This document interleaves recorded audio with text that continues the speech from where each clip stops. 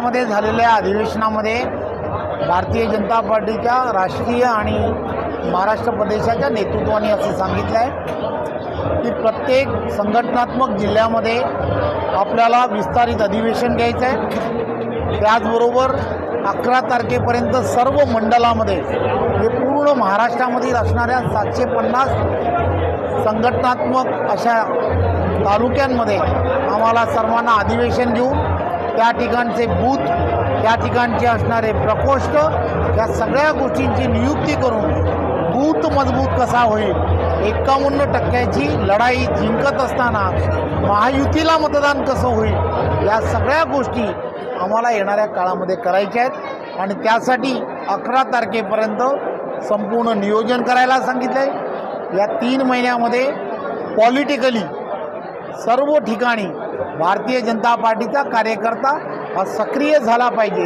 त्या दृष्टिकोनातून सर्व ठिकाणी विविध प्रमुख नेते हे प्रत्यक्षपणे चालले आहेत आणि ते सगळ्या ठिकाणी जाऊन कार्यकर्त्यांना मार्गदर्शन करत आहेत।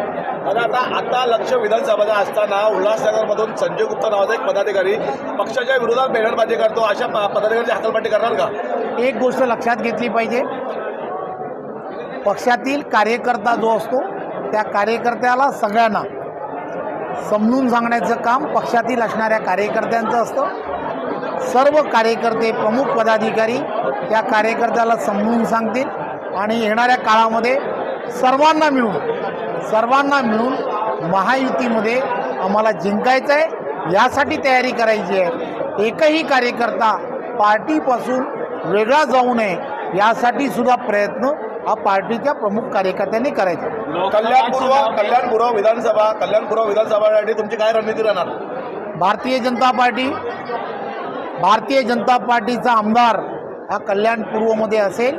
मी त्याही दिवशी तिकडच्या असणाऱ्या कल्याण जिल्ह्याच्या कार्यकारिणीमध्ये सांगितलेलं आहे, भारतीय जनता पार्टीचे कार्यकर्ते अतिशय चांगल्या पद्धतीने त्या ठिकाणी संघटनात्मकदृष्ट्या काम करतायत।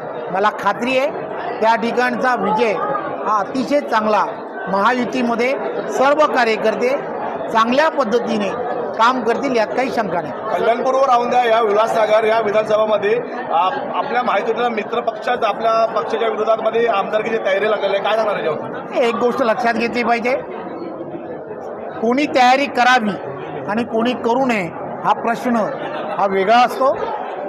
महायुतीमध्ये निवडणुका लढण्याच्या संदर्भामध्ये आदरणीय अमितजी यांनी सूतवात केलेला आहे, भारतीय जनता पार्टीच्या नेतृत्वात लढणावी याचंही सूतवात केलेलं आहे।